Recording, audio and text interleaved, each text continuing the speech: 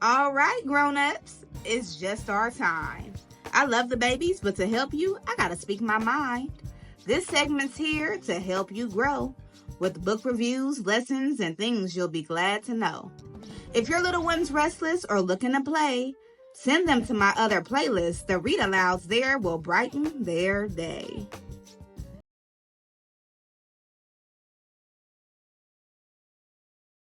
Hello, beautiful people. Welcome back to the Teacher Lady Show. I'm Miss Erica, the Teacher Lady, your fairy godparent when it comes to sharing joyful stories and growing young minds. Here on this segment of the Teacher Lady Speaks, we use my experience teaching tiny humans to help enhance your experience raising them, okay? Now, this is done through resources, insight, and honest reflection from a well-seasoned educator. Hey, that's me, that understands just how hard love work can be. I get it. So you can think of this segment as a crash course or a professional development on that week's topic. Lift it up. Yep. So this week's theme is school readiness and practical tools to navigate school life.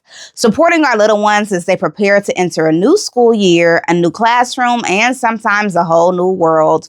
Whether they're stepping into kindergarten for the first time or tackling a new grade, readiness is more than just the backpacks and lunch boxes. It really is about confidence and feeling like you belong. So I hope that this episode will help to give you some insight to help you to be able to help them. Now, this week we started on this topic on Monday with 2 interactive read-alouds on the Teacher Lady Reads. We kicked things off on Monday with interactive read-alouds featuring The King of Kindergarten by Derek Barnes. We then had on Wednesday 2 behind the book reviews where I let you know how you could utilize the books to have a more robust conversation with your little ones. And then today on Friday, we are wrapping it all up with this episode of the Teacher Lady Speaks, a crash course into how to make sure your child is more prepared for school life.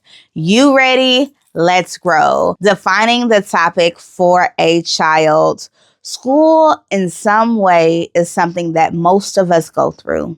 Okay, it is a place for us to learn and grow and connect with others. It's a bigger place sometimes, and we don't always know the people who are there before we get to meet them. But it is how, in our country, we get to know each other. We get to learn things. We get to explore things. And so I would explain that school is a normal part of life. When you have a child that's going into school for the first time, it is essential that they understand that it is new for everybody else in that grade too. Okay, this is that teacher's first time teaching their specific class. This is the other students in their class first time being there. Maybe it's the first time that the other teachers have come back for that school year. And so I would try to normalize schooling as best as possible. And of course, you'll get some mixed responses, and we'll talk about that later in the show. But overall, I would introduce school as this way to enhance, to better, to build community, and something that every child does. Now, every child does not go to school, and there's different types of schooling, but that is how I would present it to my little. So, as always, we compare 2 states to figure out what it is that your child might be learning in school about the topic. Now, in this case, we're trying to figure out what are schools expecting our children to know as we go into kindergarten and upper grades. We compare the state of California to the state of Texas. We look at their curriculum and we figure it out together.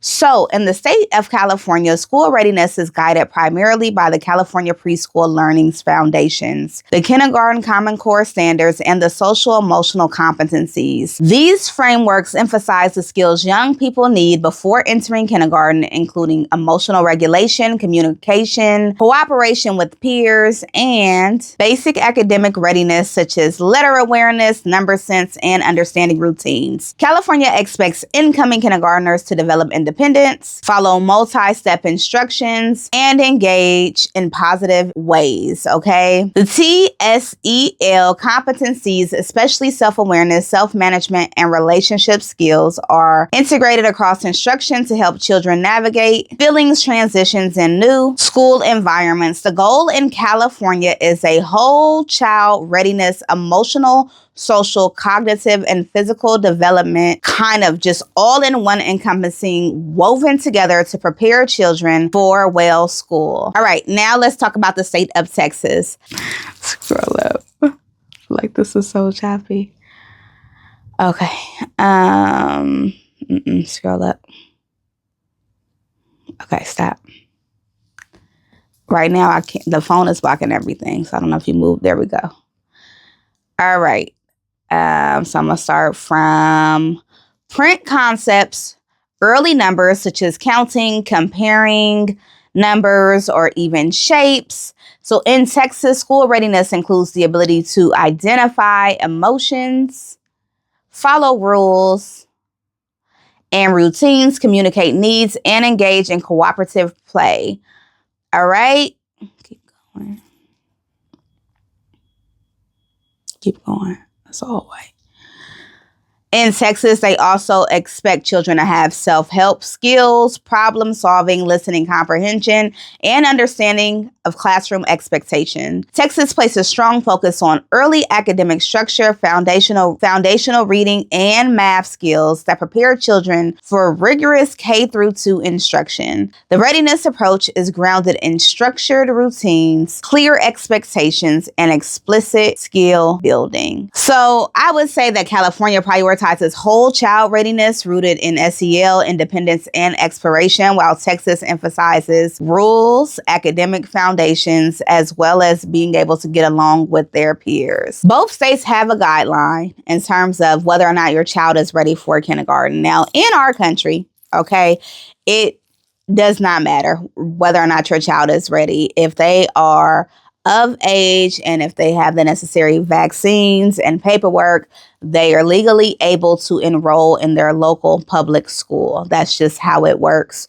So these are things to say, this is how you know your child is ready, and ultimately they'll have an easier time navigating the school system if they have these foundational skills. But just because they don't have those foundational skills does not mean that they cannot go to school. Now, here's the thing. Some of these skills I think are really interesting to even put as a requirement, or not necessarily a requirement, but definitely a emphasis, because adults don't even have them. Listening comprehension, following instructions, these are things that are built over time. So to expect a child that's 4 years old to be able to come in and sit down and do their work is definitely a lot. I would say, looking at the two curriculum, again, California is more, we'll figure it out as we go. We want children to have a basic understanding of how to cooperate with other people. And Texas is definitely more forward in terms of what they are looking for when it comes to children being ready for kindergarten. Let's keep growing. Resources. Here are some resources to help them prepare for school and ultimately to help them navigate school once they get there. The first resource is called the Ready 4K.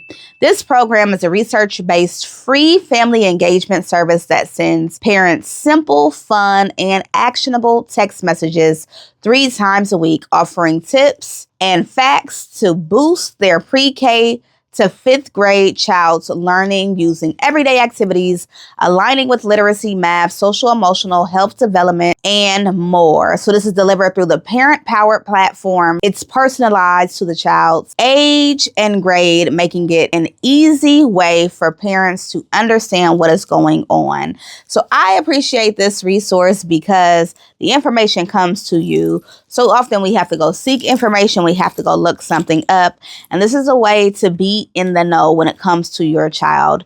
If there is, I've seen messages that talk about maybe something that's dangerous. If there is a new drug that certain children are starting to be around or involved with if there is an emergency, if there is a tip of the week or something that could be good for you to discuss with your child at their age. Overall, it is just a way to get information. You can also kind of manage how often you receive messages. And I would say if you are a new parent or if you're a parent who is looking to learn more about how to support your child, I would go ahead and tap in. The next resource is a classic. It is one of my favorites when it comes to just being in the classroom, and that is called Go Noodle. Go Noodle has a lot going on their website, okay? They got brain breaks and games and activities. But in regards to this topic of school readiness and navigating school life, I would say that Go Noodle supports emotional regulation, focus, and body awareness skills. Children need to thrive in a structured classroom. So these videos guide kids through breathing, stretching, and following multi-step instructions. So one of the things that happens in the classroom is that kids just came from maybe preschool, or maybe they were at home and this is their first time being in any sort of setting where you have to consistently follow instructions. And that can be very jarring from a child that was able to wake up when they wanted to and eat breakfast when they needed to and take a nap and do all of these things, and now have all of these demands put on them relatively quickly by a stranger. Like, we do not know these people yet, okay? That is a lot. And so I feel like Go Noodle is a way to kind of ease in, to have your child start with the multi-step instructions, to give them an idea of what a classroom might look like, and overall just start to wrap their mind around the process of school. The next resource is PBS Kids Get Ready for School Toolkit. So this is a collection of videos, virtual field trips, routine charts, and role play activities that help children practice morning routines, classroom expectations, and emotional readiness. This is extremely parent-child friendly, so it's definitely a resource you can hop on to get ideas on how to make sure that your child is ready for school. And there are ways to make that process more exciting. Maybe you pick out your lunch pail together, or that backpack, or an outfit. Just get that child involved as much as possible. And this resource on PBS Kids will definitely help to get your brain flowing. The next resource I'm going to share with you is called Ready Rosie Family Engagement Platform. So Ready Rosie is an early education tool that helps families, schools, and communities across the nation deepen and scale their family engagement efforts. Their tools leverage the power of video modeling, family workshops, professional development opportunities, and mobile technology to build powerful partnerships between families and educators. And this results in ready families, ready educators, and ready children. So there's kind of 3 sections of the website. Definitely check out this resource for both parents and educators to help, again, the little. So all of these resources are to help them to have an easier time with all of these transitions, because whether they're going from 4th to 5th grade, that's a transition. Whether it's their first time in school at all, that's a transition. Whether they've just got diagnosed with a disability and now they're going to get to special education, that's a transition. No matter how you look at it, our children are constantly being told to go through transitions. And if they don't have necessary support around that, it makes it that more challenging and difficult. Okay, moving on to Scholastic My Big World Interactive Magazine. So this digital interactive magazine that introduces classroom concepts, vocabulary, and discussion questions is perfect for preparing young learners for structured learning experiences. So definitely check that one out. And then the last resource I'm going to share for now is very powerful for children who are already in school, because inevitably they will face a lot of peer pressure. Okay, so children are constantly tempted to make decisions that they should not be making because they want to fit in. We all have a desire to belong and fit in. And so this resource is the part where, you know how I said there's tools to navigate school as well as school readiness. This would be a tool to navigate school, and that is called Common Sense Media, Peer Pressure, and Social Skills. So Common Sense Media provides practical research-based guidance for kids, families, and even educators around peer pressure, especially in modern contexts like friendships, online behavior, and social media. Their resources help children recognize positive versus negative peer influences, understand boundaries, and build confidence in their own values. This site is particularly useful for upper elementary and middle school students and includes classroom-friendly articles, family discussion guides, and digital citizenship connections. So Common Sense Media is kind of that one-stop shop in terms of making sure that your child is able to combat some of the things inevitably they will face. So I definitely encourage you to check out this resource regardless of what grade your child is in. Let's keep growing. Best practices at home. The first best practice when it comes to preparing a child for school is to do some test runs. They've come off of this long summer break where they've been able to wake up at noon, or this is their first time being in school, and overall there is a shift. And so to help with the now routine of it all, I would do some test runs. Maybe those 2 weeks before school actually starts, have them wake up at 7 a.m. If they're independent enough, have them make their own breakfast, have them get their stuff ready, their backpack, their shoes. All of these things are going to help when the day actually comes. Kind of like a fire drill. You know how with a fire drill, you kind of run it before there's, when there's no fire, so that God forbid if something actually takes place, you're ready to go. Might not be the best example when talking about school, but, as comparable as possible. I would definitely say giving that child some practice and some insight is going to be crucial. Along those same lines, every child struggles with new things. Most children struggle when there is something that is new, when there is something that is uncomfortable. So the next best practice would be try to see if that school can tell you who that child's teacher is. Hopefully they can give you a picture before school starts or some background information, because again, then you can sit down with that child, right, and say, hey, this is your teacher and these are some of the things that they like and this is how long they've been teaching. But it starts to familiarize that adult, because we just got through telling these kids stranger dangers, don't talk to nobody, and then we're going to go drop them off with somebody they've never seen before.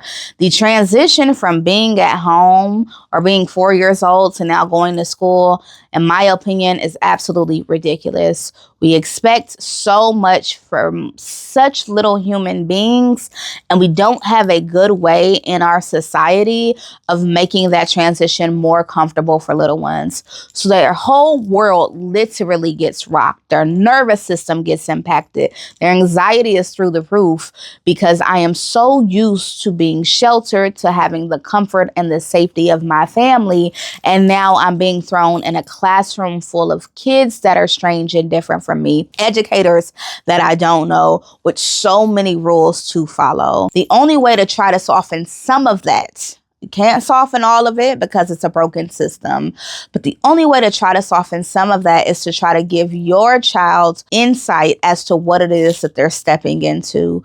So share what you can about the school, about that teacher. Let them know that this is a normal part of life for many people. This is where you go learn while you're here. I'll be at work, or explain what it is that you're going to be doing as well to try to get them to be more comfortable. The next best practice, some educators are going to disagree, and that is okay with me.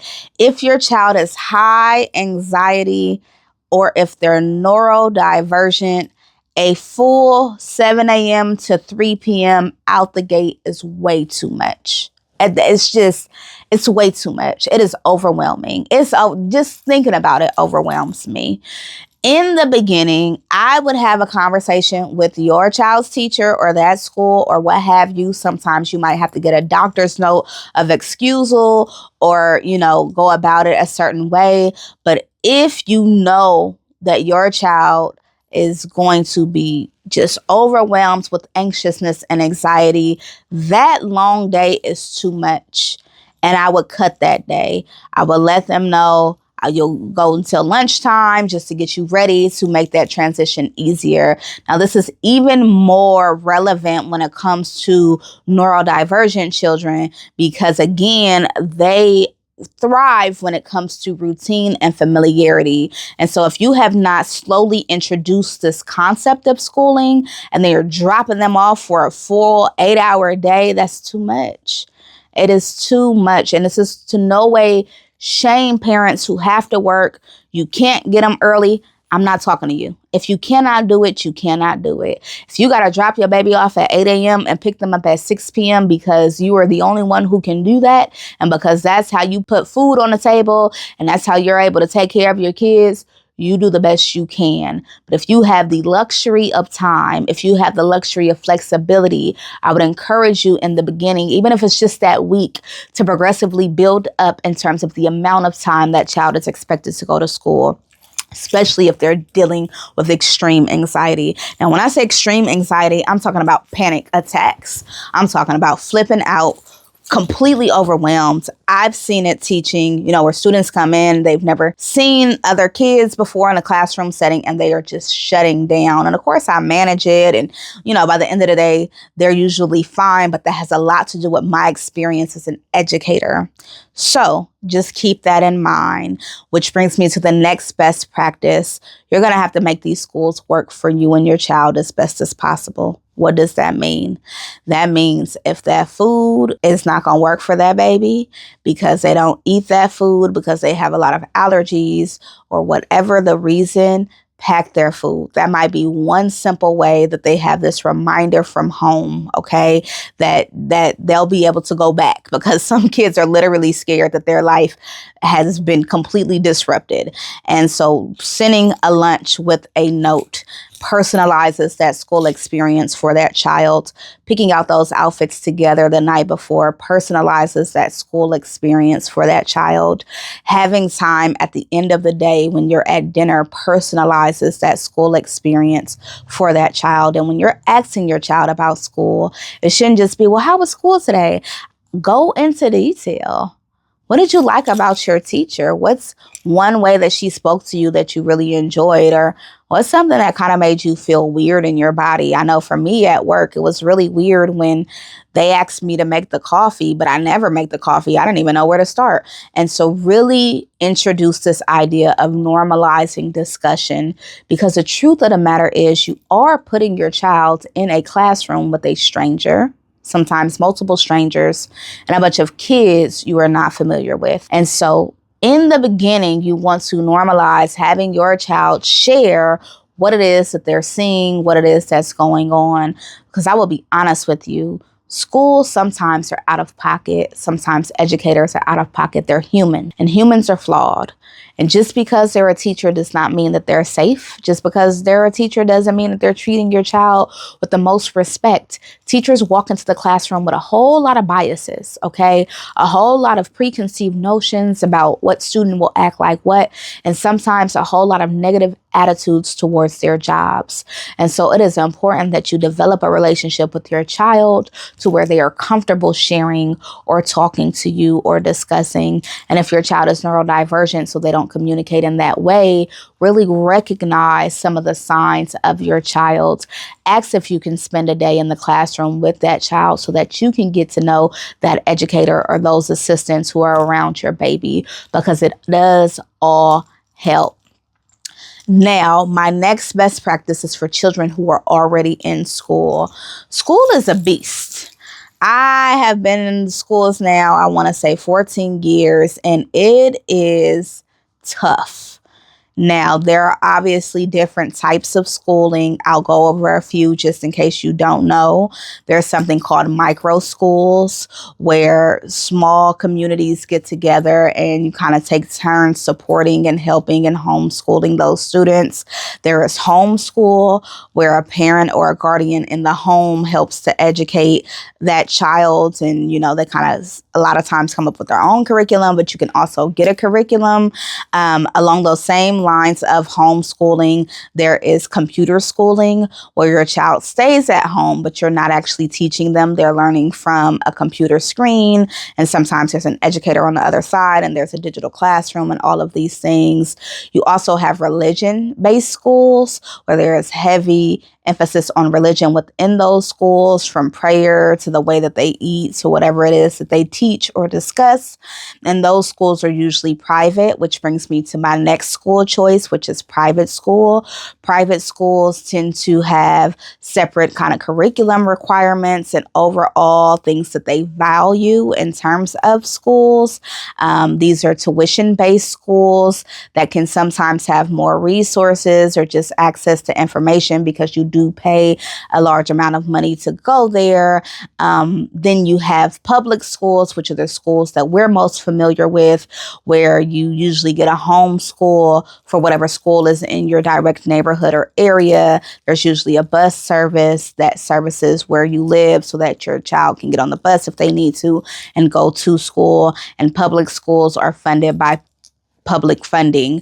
And so those schools also, there is a wide variety because a lot of times public schools are funded from the taxes that that school is located in. So even within the same district, if you have one school that's in a more impoverished area and one school that's in a more affluent area, even though they're both public schools, the school in a more affluent area is going to have more funding, not just because of taxes, but also because the parents and the guardians and the caregivers that live in that area who are able to support the school by way of things like a parent-teacher association, and so on and so forth, and so there are so many different types of schooling. There's so many different ways to educate your child or to enroll them in different places. And ultimately, you have to find what works best for your child, okay? Within the branch of private schools, again, you have schools specifically for autistic children. You have more art-based school programs. And so it really is a lot and it can feel very overwhelming. But here's what I will say. It is so worth going through the process of finding the school that will work for your child. That school helps to raise your child. If you remove summer and sleep, they will spend more time with that school and the people in it than they will with you. So the impact and the influence that schools have on children, I can't even articulate it. It's drastic. There is a drastic impact. Think about it. Think about the first time you felt ugly. Think about the first time you felt accomplished. Think about the first time you had to study hard. All of these emotions and feelings were likely a result of, school. Okay. So when you are researching where to put your child, you don't have to just go to the school that's around the corner. Sometimes the school that is best for your child is extremely, inconveniencing. It's a huge inconvenience and it's worth it because of the amount of time they will spend in that place. Which brings me to my next best practice. You need to trust yourself.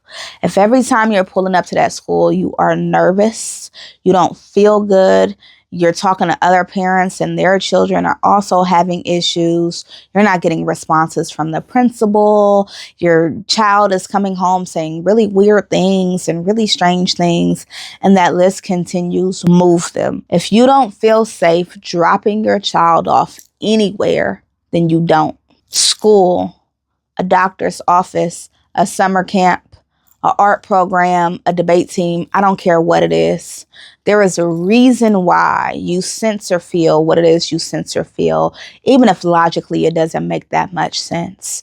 Now, I will say this, with my family, we do drive a great deal to get our child to a specific school, and it is extremely hard. There's not a lot of us in our family, and it takes a huge toll. But for us knowing that she's safe, she's okay, it gives me a peace of mind to where when I do go to work, I'm good. I can focus on those students, those classrooms, the teacher lady show, or whatever it is I have to do, because that has been removed. Here is the other thing. Private schools are very expensive, but if you find a school that works for your child, regardless of whether it's public or private, if it's private and it's cost-based, I would write them a letter and I would say, hey, this is my family. These are her interests. This is my child's interest.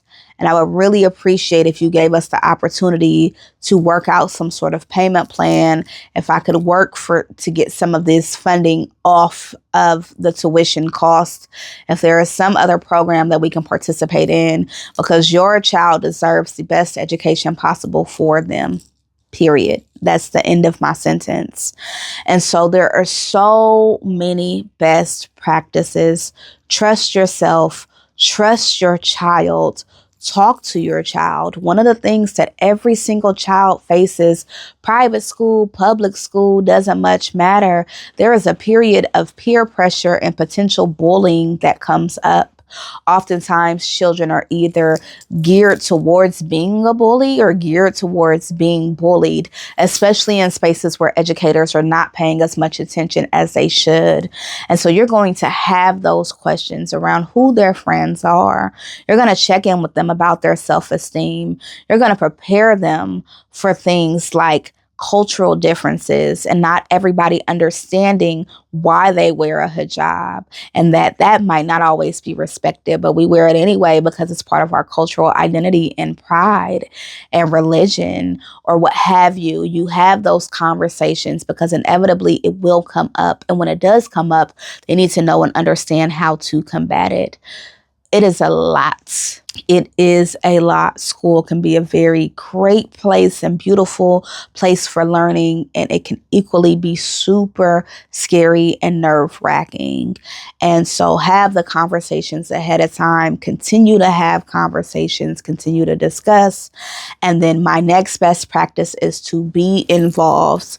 I cannot explain to you, and it's so sad, but it's so true. The difference between students with educators who are kinder or more attentive and the ones who are not has to do with parent involvement. I've seen it. If that teacher or educator has the understanding that you, as the parent, do not play about your child, there is a different approach because a lot of times they struggle with integrity. Now, if I'm teaching your baby, you gonna get the same teacher regardless. I'm gonna teach your baby as best as I can. I don't change the subject when a parent or a teacher walks into my room because I know that I'm carrying myself with all the honesty and integrity in the world. I love that baby by the end of the year as much as you do, okay? There is nothing to worry about. However, I am one educator. There are millions. We are not all built the same. Just like at your job, there are different employees and y'all all have different personalities and you are not built the same. When that principal understands that you are involved in that child's life, that administrator understands, them teachers understand, your child can be. I'm not saying it's absolute. There is a possibility that they will receive a different type of treatment. So show up. If you can go to that parent-teacher association, show up. If you can staple papers in the office or in the classroom, even once every other week, it doesn't have to be that often, show up.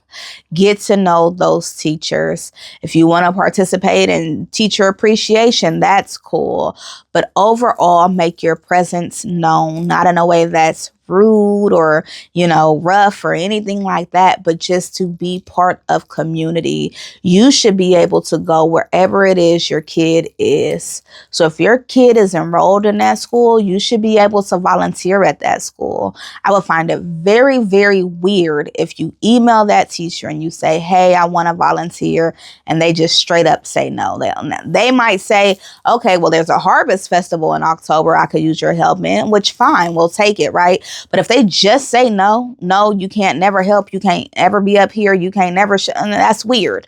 There's something odd about that, and I will look into it. Now, possibly the last, because obviously I have so much on this topic, but another thing that I want to share is what happens when your child does experience conflict, okay? So they come home and they tell you that they're being bullied, or they tell you that they're being mistreated for whatever reason.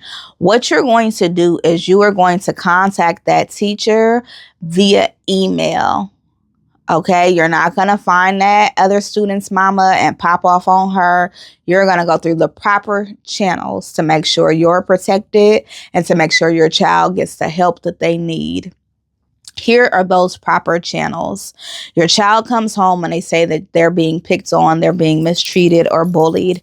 You're going to send an email. First stop is that teacher. You're going to write that teacher, "Dear teacher lady, my child said they're being bullied by blah, blah, blah.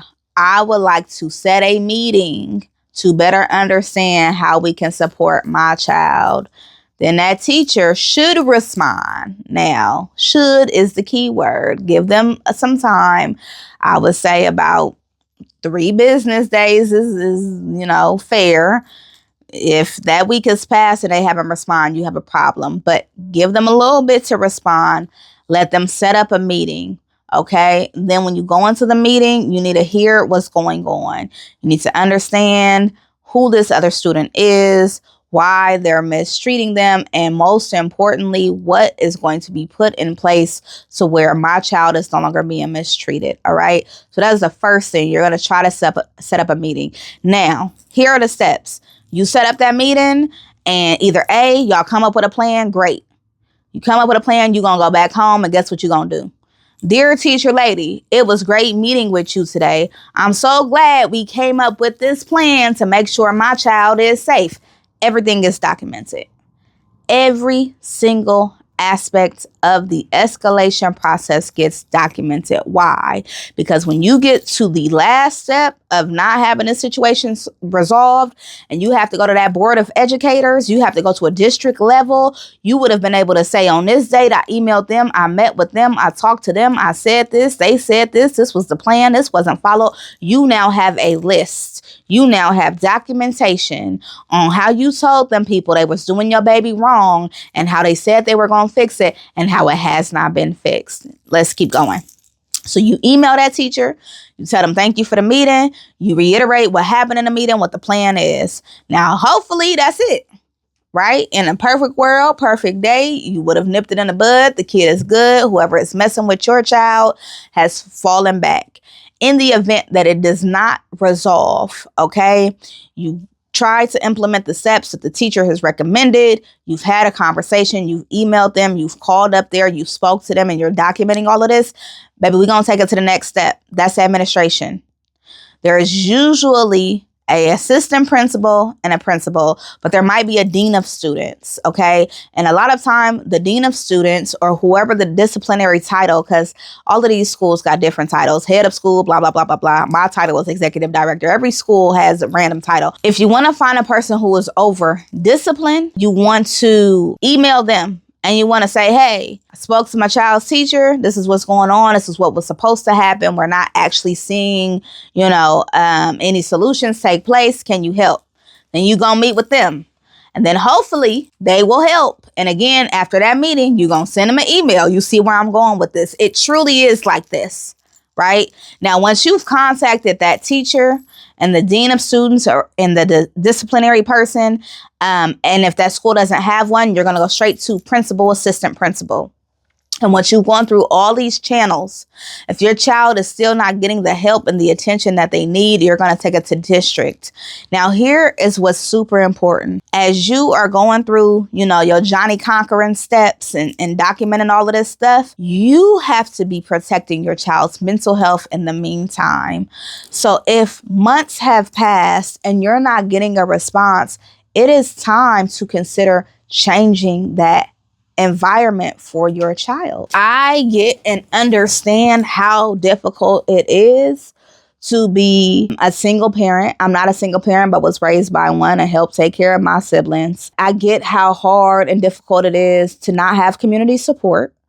I understand all of that.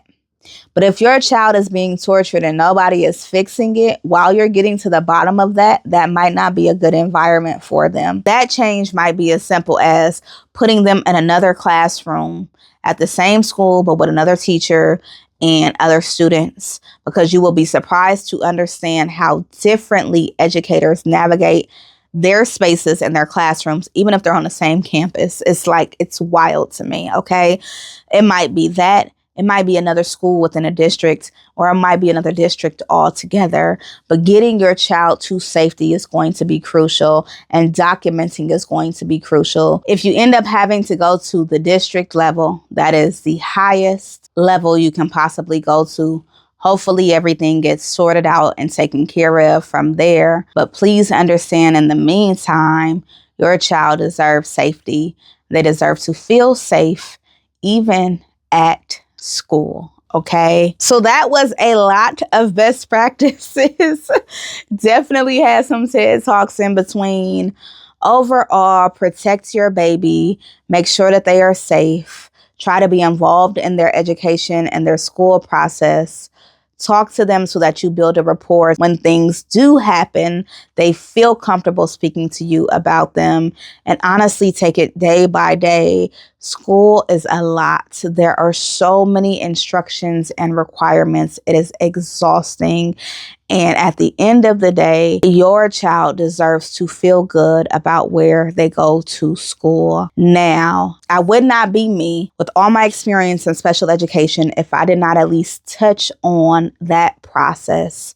So let's say your child goes to school and you notice that they're having a challenging time in school. Now, this challenging time might be academic, it might be behavioral, it might be social, emotional, but you just notice that they seem to have a really difficult time navigating school in comparison to their peers, and you are interested in getting them tested.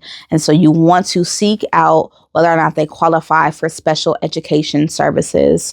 So let me pause here and give you some background. Special education is utilized as something to help children with learning differences be able to still get through school, okay? So if your child goes through an assessment process and they end up qualifying for something called an IEP, an individualized education plan, there is a big meeting to figure out what accommodations do they need in order to be successful in school? Do they need more time on tests? Do they need to be able to take a break and eat snacks during test taking? Should tests be removed overall as a way to figure out whether or not your child knows the information? Do they qualify for a one-on-one or an assistant to help them get through the day? Are there physical differences that they need support with that require things like occupational therapy? Are they having a speech difference that requires things like speech therapy? It is the school's responsibility to educate your child at whatever level they are. And so going through this process of an assessment to figure out whether or not they qualify for special education helps to determine what services that child qualifies for. Now, let's say your child does go through the assessment process. It starts with you requesting, if the teacher has not put in a concern or a request to get them tested. I hate that it's called a concern, but that's usually what it's called. Ultimately, they refer them to get an assessment, and you as the parent have to give permission. So you have to okay that process. But let's say that does happen. Either you bring awareness to a concern or an educator brings awareness to a concern, and then they go through the assessment and then they do qualify for services.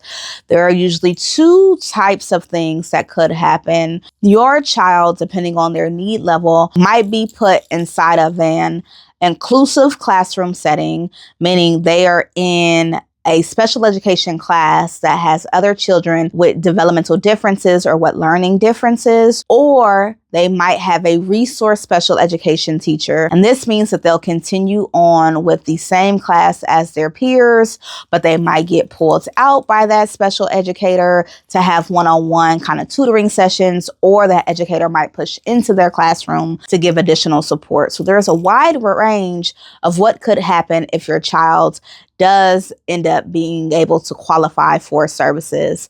Now, here is what I want you to know with all of this.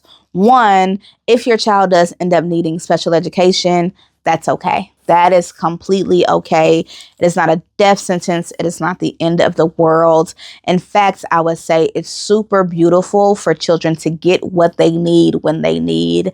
So many of us operate in not having our needs met. Okay, so many of us.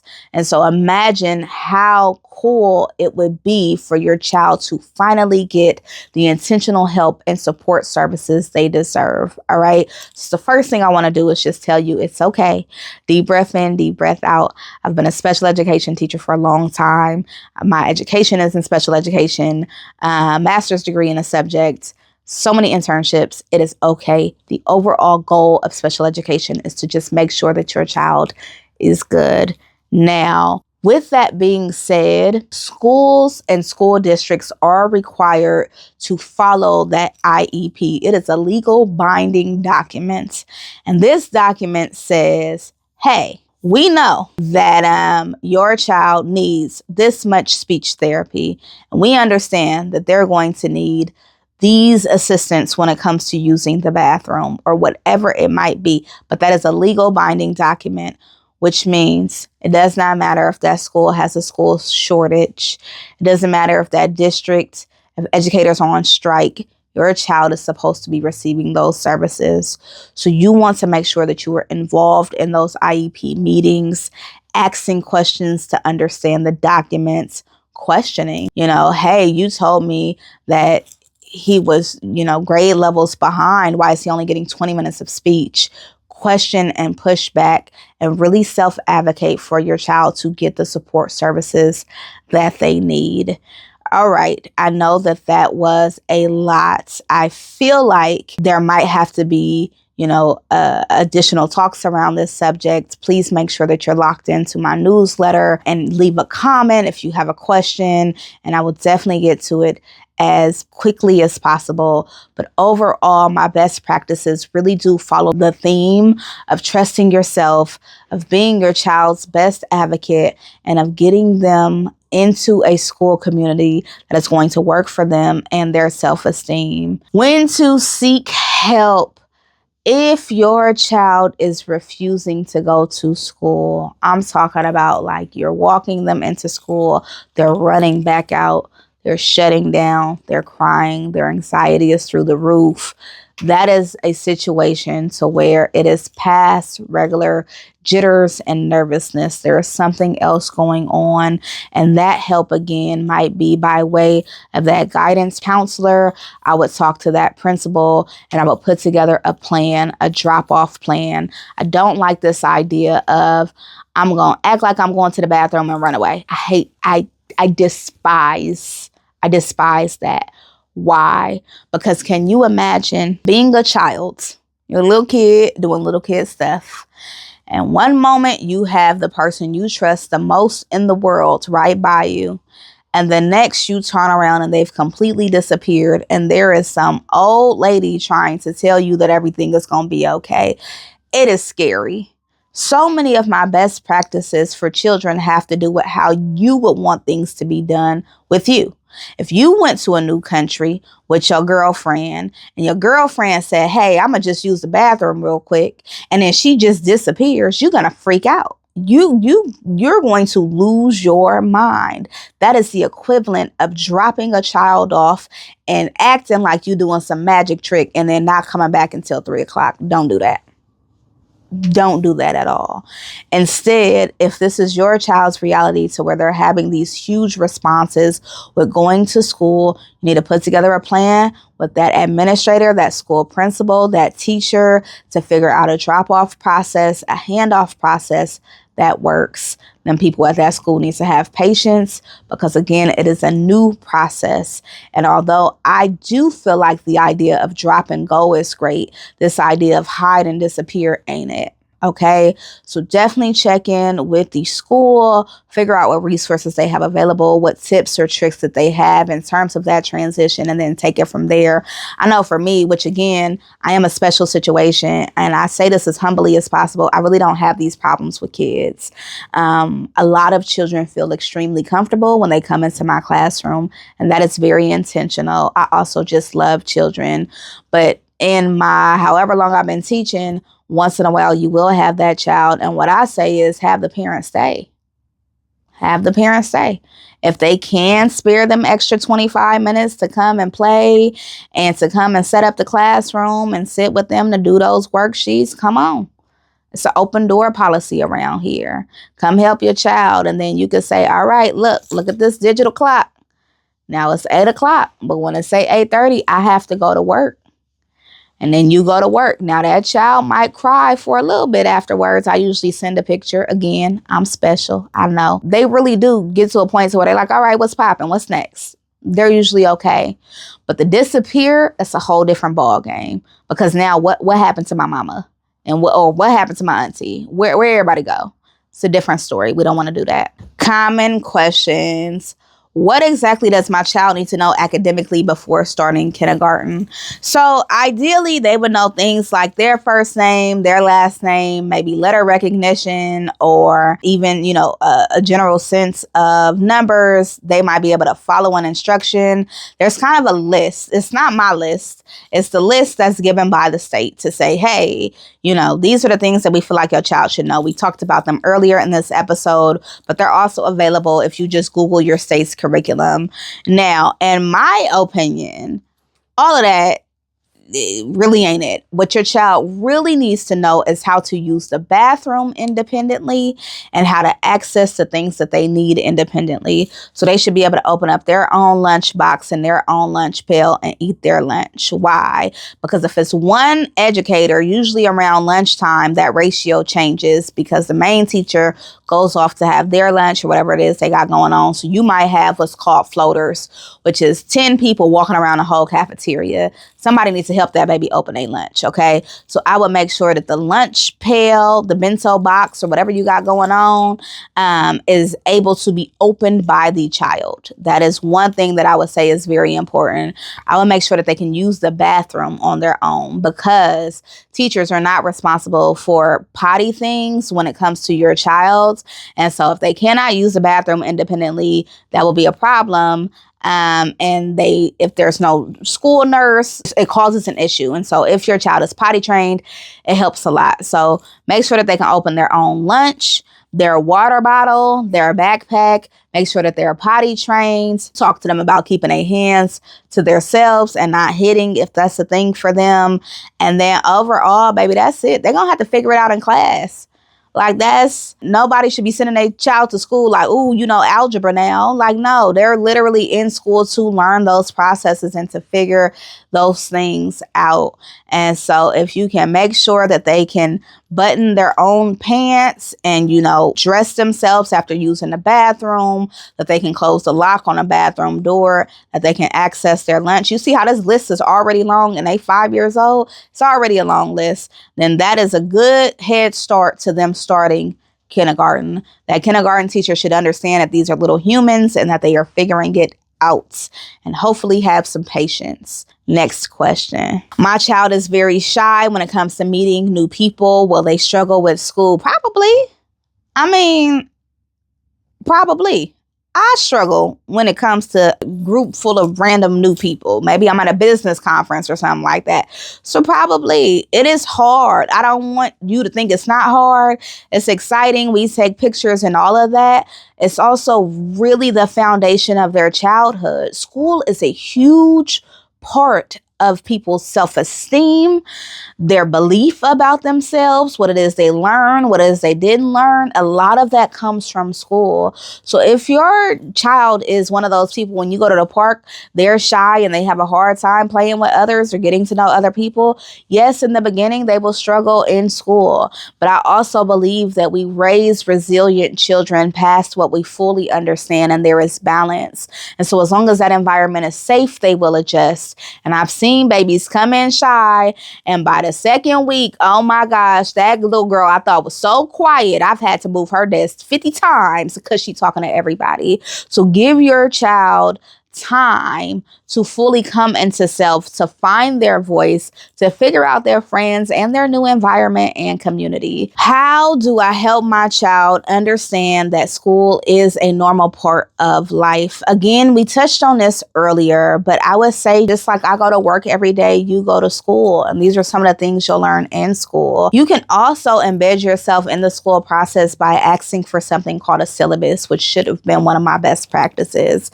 If y'all don't know, I do these things off the top of my head. So I make notes about like what the different curriculum teaches in each state. And I make notes on the resources that I want to share that I researched. But a lot of this is just off my head. So y'all get whatever it is that kind of comes to mind in that moment. With that said, bear with me. But one of the best practices is to make sure that you always have a syllabus. Now, a syllabus is a document that is created by or adopted by a teacher, and it's going to state what your child is supposed to be learning, sometimes semester by semester or month by month or whatever. It's going to break it down in terms of like where they are in terms of learning and what they should be learning. And if you have that document, you're able to follow along. So you'll know that they're on a butterfly unit, and you can talk to your child about monarchs and butterflies and what they're liking in science. It is another way for you to be able to touch base with that child and again, normalize the school process. And so, just make it to where they understand that this is not unique to you. You're not in trouble. This is just what we do. And I know that if you give it your best try, you might be able to learn something new or grow in a really special way.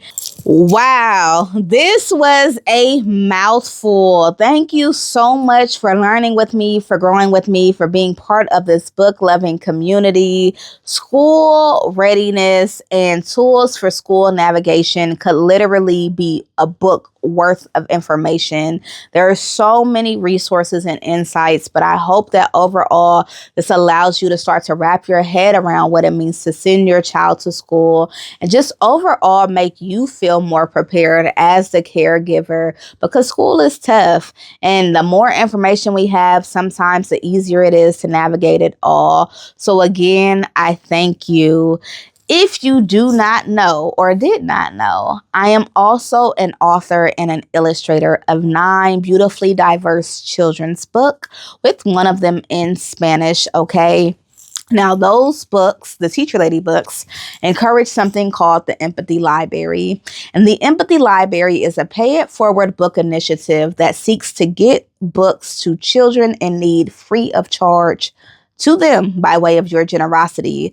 So if you're able to, go on the website and check out the Empathy Library. Make sure you subscribe to the newsletter as well as the channel. Send this information to a new parent or a new caregiver. And until next time, you remember to enjoy the moment or go be a joy in the moment.